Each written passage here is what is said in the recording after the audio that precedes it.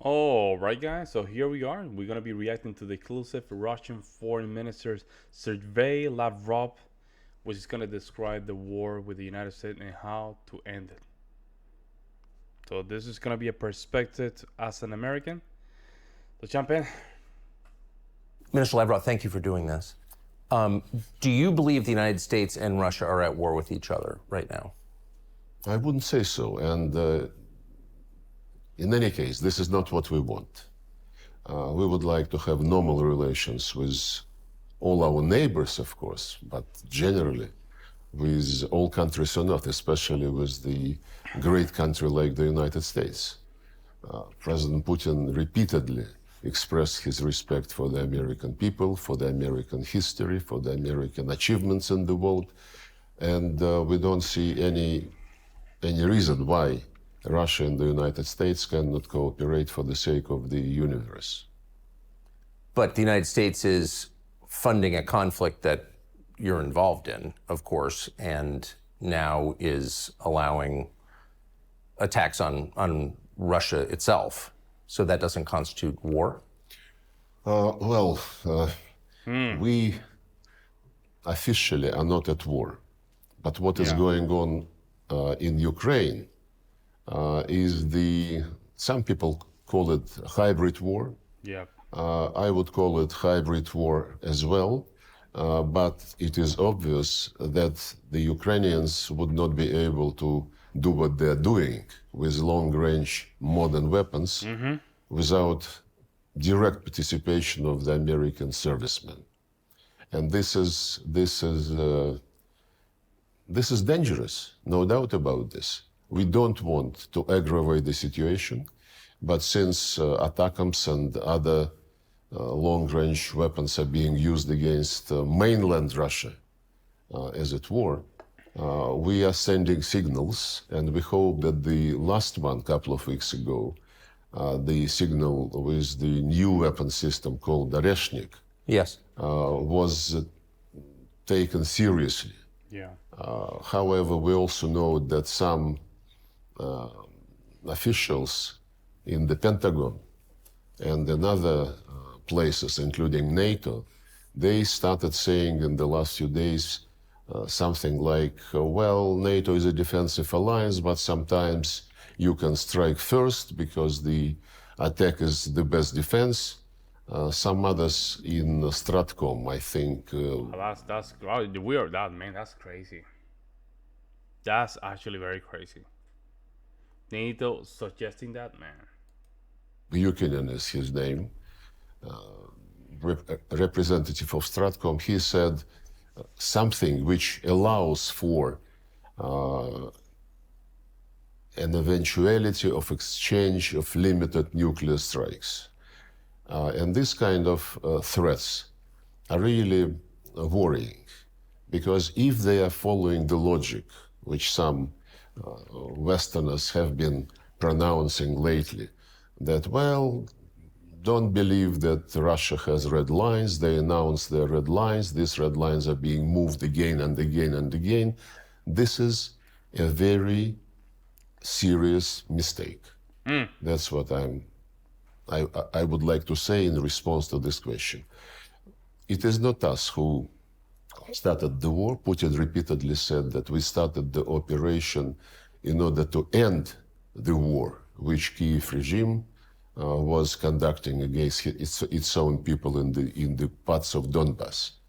And just in his latest statement, the president clearly indicated that we are ready for any eventuality, but we strongly prefer peaceful solution through negotiations on the basis of respecting legitimate security interests of Russia and on the basis of respecting the people who live in Ukraine, who still live in Ukraine being Russians, and their basic human rights, language rights, religious rights have been exterminated by series of legislation passed by the Ukrainian parliament, and they started long before the special military operation. Since 2017, legislation was passed prohibiting Russian education in Russian, prohibiting Russian media operating in Ukraine, then prohibiting Ukrainian media working in Russian language, and the latest, of course, there were also steps to cancel any cultural events in Russian. Russian books were thrown out of libraries and Oh, really? I didn't. exterminated. Really? So the books, really? Russian books were, man, that's crazy. And the latest was the law prohibiting canonic Orthodox. Orthodox Church, Ukrainian Orthodox Church. And you know, it's very interesting when people in the West say we want this conflict to be resolved on the basis of the UN Charter and respect for territorial integrity of Ukraine, Russia must withdraw. The Secretary General of the United Nations says similar things. Recently, his representative repeated that the conflict must be resolved on the basis of international law, UN Charter, General Assembly resolutions, while respecting territorial integrity of Ukraine. It's a misnomer, because if you want to respect the United Nations Charter, you have to respect it in its entirety. And the United Nations Charter, among other things, says that all countries must respect equality of states and the right of people for self-determination. And they also mentioned the United Nations General Assembly resolutions, and this is clear that what they mean is Well, don't. I mean, the United Nations doesn't have a power, right? Doesn't they can say whatever the hell they want, but they don't have power. They don't govern anything, right? It's just a bunch of people just sitting down and talking about stuff. There's no power behind what they say. It's just an opinion. So when it comes down to self-determination, that's something that Russia and Ukraine have to handle, I guess. Because what the United Nations are going to do, they're not going to do anything. The series of resolutions which they passed after the beginning of the special military operation, and which demand condemnation of Russia. Russia get out of Ukraine territory in 1991 borders. But there are other United Nations General Assembly resolutions which were not voted, but which were consensual. And among them is a declaration on principles of relations between states on the basis of the Charter. And it clearly says, by consensus, everybody must respect territorial integrity of states whose governments respect the right of people for self-determination, and because of that, represent the entire population living on a given territory. To argue that the people who came to power through military coup d'etat in February 2014 represented Crimeans or the citizens of eastern and southern Ukraine is absolutely useless. It is obvious that Crimeans rejected the coup. They said, leave us alone, we don't want to have anything with you. So did Donbass. Crimeans held referendum and they rejoined Russia. Donbass was declared by the putschists who came to power a terrorist group. They were shelled, attacked by artillery. The war started, which was stopped in February 2015. And the Minsk agreements were signed, and we were very sincerely interested in closing this drama by seeing Minsk agreements implemented fully. It was sabotaged by the government which was established after the coup d'etat in Ukraine. There was a demand that they enter into a direct dialogue with the people who did not accept the coup. There was a demand that they promote economic relations with that part of Ukraine, and so on and so forth. None of this was done. The people in Kyiv were saying we would never talk to them directly, and this is in spite of the fact that the demand to talk to them directly, was endorsed by the Security Council. And they said they are terrorists, we would be, fighting them, and they would be dying in cellars because we are stronger. Had the coup in February 2014, had it not happened, and had the deal which was reached the day before between the then president and the opposition implemented, Ukraine would have stayed one piece by now with Crimea in it. Really? It's absolutely clear. Really? Really? Despite everything that happened, Ukraine will still have Crimea? Really? I'm very ignorant about the conflict. I only know very, very minimum. I follow a couple channels very closely, but I'm not an expert in the topic. They did not deliver on the deal. Instead, they staged the coup. The deal, by the way, provided for creation of a government of national unity in February 2014 and holding early elections, which the then president would have lost. Everybody knew that. But they were impatient, and they took the government buildings next morning. They went to this Maidan Square and announced that they created the government of the winners. Compare the government of national unity to prepare for elections and the government of the winners. How can the people whom they, in their view, defeated, how can they pretend that they respect the authorities in Kiev?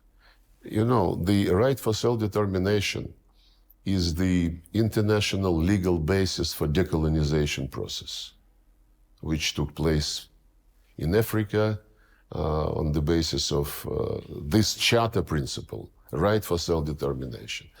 The people in the colonies, they never treated the colonial powers, colonial masters, as somebody who represent them, as somebody whom they want to see in the structures which govern those lands. By the same token, the people in east and south of Ukraine, people in Donbass and Novorossiya, they don't consider the Zelensky regime as something which represents their interests. Wow. How can they, when their culture, their language, their traditions, their religion, all this was prohibited. Yes. And the last point is that if we speak about the UN Charter, resolutions, international law, the very first article of the UN Charter, which the West never recalls in the Ukrainian context, says respect human rights of everybody, irrespective of race, gender, language, or religion. Take any conflict. The United States, UK, Brussels, they would interfere saying, oh, human rights have been grossly violated. We must restore the human rights in such and such territory. On Ukraine, never, ever, they mumbled the words human rights. Not only that, it makes, based on what I understood, right? So there's no elections right now in Ukraine, right? There's no election. If you're an Orthodox, you're gonna get shut down. There's no democracy in that region, so that's kind of interesting. Seeing these human rights for the Russian and Russian-speaking population being totally exterminated by law. So when people say, let's resolve the conflict on the basis of the Charter, yes, but don't forget that the Charter is not only about territorial integrity, and territorial integrity must be respected only if the governments are legitimate and if they respect the right of their own people. I want to go back to what you said a moment ago about the introduction or the unveiling of the hypersonic weapons system that you said was a signal to the West. What signal exactly? I think many Americans are not even aware that this happened. Wow. What message were you sending by showing it to the world?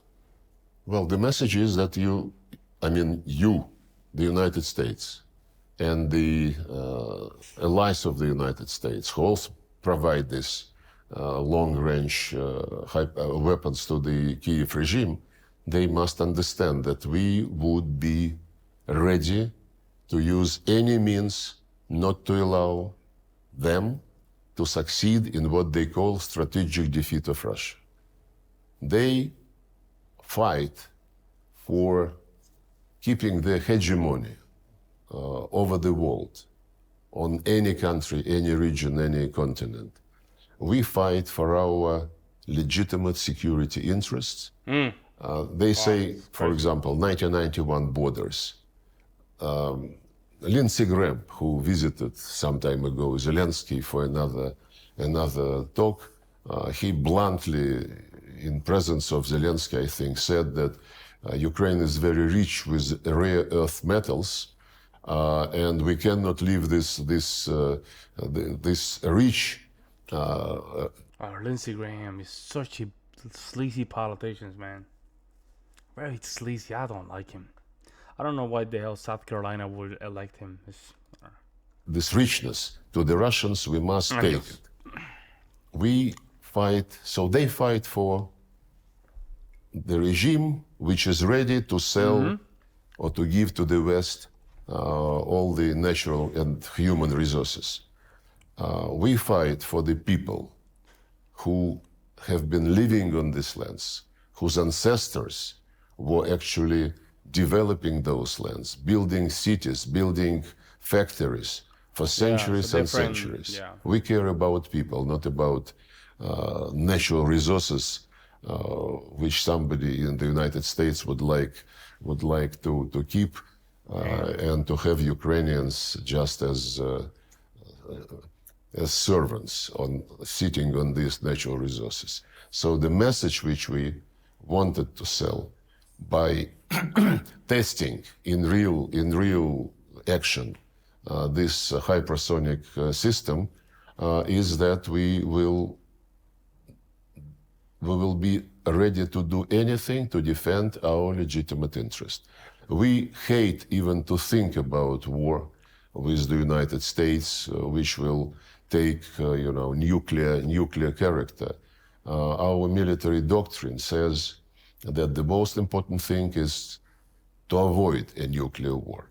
And it was us, by the way, who initiated in January 2022 the message, the joint statement by the leaders of the 5 permanent members of the Security Council, saying that we will do anything to avoid confrontation between us, acknowledging and respecting each other's security interests and concerns. This was our initiative. And security interests of Russia. Yeah, and having a nuclear war is the worst thing we can have right now. So those people that are in Russia, Americans don't like the idea of a nuclear war. We don't like, majority of us don't like the fact that we're sending money to Ukraine. Some people say that it's okay, but it's not okay. It's not okay. I mean the belief that if the country cannot defend themselves, you should have thought about it before, kind of a thing. You see what I'm saying? Like, at this point, if a country's not taking serious the military compartment or the military GDP, you are calling for it. You're calling for it. And there's a lot of Western countries that are doing that. Especially Europe, especially France, man. France has sent more than 45% of their equipment already to Ukraine. I mean, why would you do that? I'm just ranting here. Let me just keep watching the video. Were totally ignored when they rejected, about the same time, when they rejected the proposal to conclude a treaty on security guarantees for Russia, for Ukraine, in the context of coexistence, and in the context when Ukraine would not be ever member of NATO or any other military bloc. This security interest of Russia were presented to the West, to NATO and to the United States. In December 2021, we discussed them several times, including during my meeting with Tony Blinken in Geneva in January, late January 2022, and this was rejected. So we would certainly like to avoid any misunderstanding. And since the people, some people in Washington and some people in London, in Brussels, seem to be not very capable to understand, we will send additional messages if they don't draw necessary conclusions. The fact He's not playing around, bro. He's gonna send more missiles. So he's basically saying, like, you guys want to push it? Oh yeah, push it. We're gonna send you more. that we're having a conversation about a potential nuclear exchange and it's real is remarkable. Not something I thought I'd ever see. And it raises the question, how much back-channel dialogue is there between Russia and the United States? Has there been for the last 2.5 years? Is there any conversation ongoing? There are several channels, but mostly on exchange of people who served terms in Russia and in the United States. There were several swaps. So there's no conversations at all between the countries. Wow. Wow, that's crazy, man. No conversation. There are also channels which are not advertised or publicized, but basically the Americans send through these channels the same message which they send publicly. You have to stop, you have to accept the Wow. way which will be based on the Ukrainian needs and Ukrainian position. They support this absolutely pointless peace formula by Zelensky, which was auditioned recently by Victory Plan. They held several series of meetings, Copenhagen format, Bürgenstock, what have you, and they brag that next year, first half of next year, they will convene another conference and they will graciously invite Russia that time. And then Russia would be presented an ultimatum. All this is seriously repeated through various confidential channels. Now we hear something different, including Zelensky's statements that we can stop now at the line of engagement, line of contact. The Ukrainian government will be admitted to NATO, but NATO guarantees at this stage would cover only the territory controlled by the government, and the rest would be subject to negotiations. But the end result of these negotiations must be total withdrawal of Russia from Russian soil, basically. Wait, but just if I can just go back. Leaving Russian people to the Nazist regime, which exterminated all the rights of the Russian and Russian-speaking citizens of their own country. If I can just go back to the question of nuclear exchange. So there is no mechanism by which the leaders of Russia and the United States can speak to each other to avoid the kind of misunderstanding that could kill hundreds of millions of people. No. We have this channel, which is automatically engaged when ballistic missile launch is taking place. As regards this Oreshnik hypersonic ballistic missile, mid-range ballistic missile, 30 minutes in advance, this system sent the message to the United States, and they knew that this was the case, and that they don't mistake it for anything bigger and real dangerous. I think the system sounds very dangerous. This is crazy stuff, man. I'm telling you, this is crazy stuff. Well, it was a test launch, you know. Yes. Oh, you're speaking of the test. Okay. But I just wonder how worried you are that, considering there doesn't seem to be a lot of conversation between the two countries, both sides are speaking about exterminating the other's populations, that this could somehow get out of control in a very short period and no one could stop it. It seems incredibly No, we're not reckless. talking about exterminating anybody's population. We did not start this war. We have been, for years and years and years, sending warnings that pushing NATO closer and closer to our borders Yeah, that's the problem right there, right? That's the problem right there. It's the NATO keep pushing their border closer to Russia. It's not the same putting missiles in Australia, right? They're putting missiles in Lithuania and now Ukraine, right? It's not the same. to create a problem. Yes. 2007, Putin started to explain, to the people who seem to be overtaken by the end of history and being dominant, no challenge, and so on and so forth. And of course, when the coup took place, the Americans did not hide that they were behind it. There is a conversation between Victoria Nuland and the then American ambassador in Kiev when they discuss personalities to be included in the new government after the coup.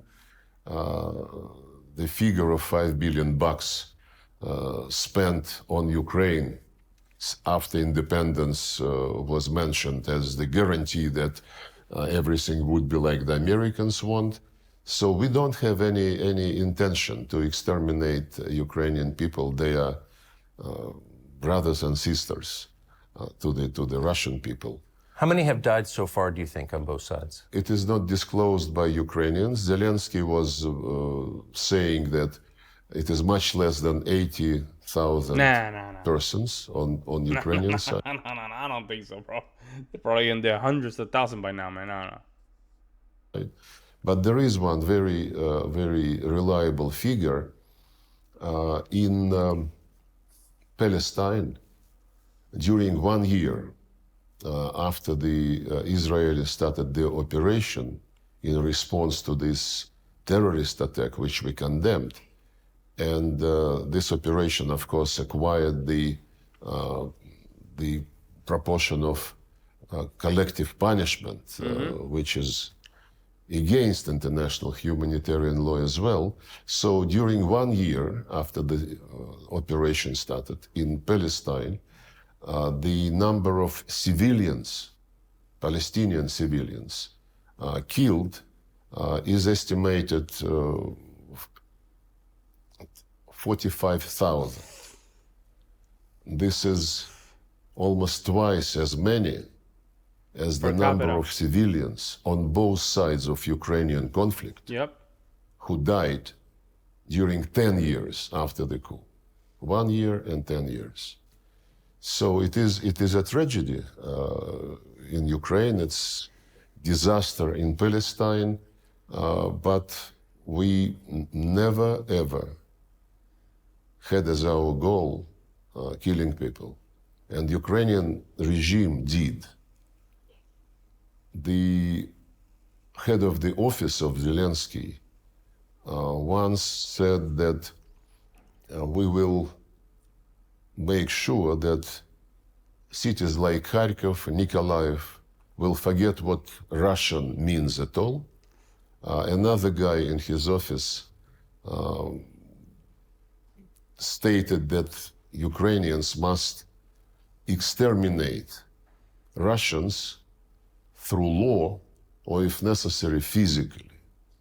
Ukrainian former ambassador to Kazakhstan, forgot his name, became famous when giving an interview and looking into the camera, being recorded and broadcast. He said, our main task is to kill as many Russians as we can, so that our kids have less things to do. And the statements like this are all over crazy the statement, man. Vocabulary of the regime. Man. How many Russians in Russia have been killed since February of 2022? it's not for me to disclose this information. No, The yeah, in, you can't. Yeah, I understand. If he doesn't want to disclose, makes sense, right? You don't want, cause you don't want to tell too much, right? the time of military operations, special rules exist, and our Ministry of Defense follows these rules. But the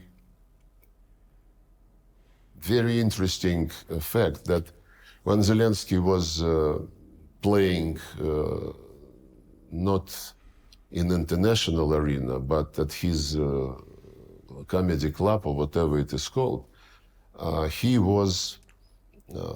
There are videos from that period when he was bluntly defending the Russian language. He was saying, oh, what is wrong with Russian language? I speak Russian. Russians are our neighbors. Russian is one of our languages. Get lost, he said, to those who wanted to, to attack the Russian language and Russian culture. When he became president, he changed very fast. And before the military operations, in September 2021, he was interviewed. And at that time, he was conducting war against Donbass in violation of the Minsk agreements. And the interviewer asked him what he thought about the people on the other side of the line of contact. And he answered very thoughtfully, you know, there are people and there are species. And if you, living in Ukraine, feel associated with the Russian culture, my advice to you, for the sake of your kids, for the sake of your grandkids, get out to Russia. Oh, that's crazy, man. He said that's some crazy stuff, man. And if this guy wants to bring Russians and people of Russian culture back under his territorial integrity, I mean, it shows that he is not adequate. Well, man, that's crazy stuff, man. It's a little bit of insight. Hopefully, we don't have to go through some crazy stuff like that. But that's gonna be the first part of this video. Let me know what you guys think. I'll see you in the next one.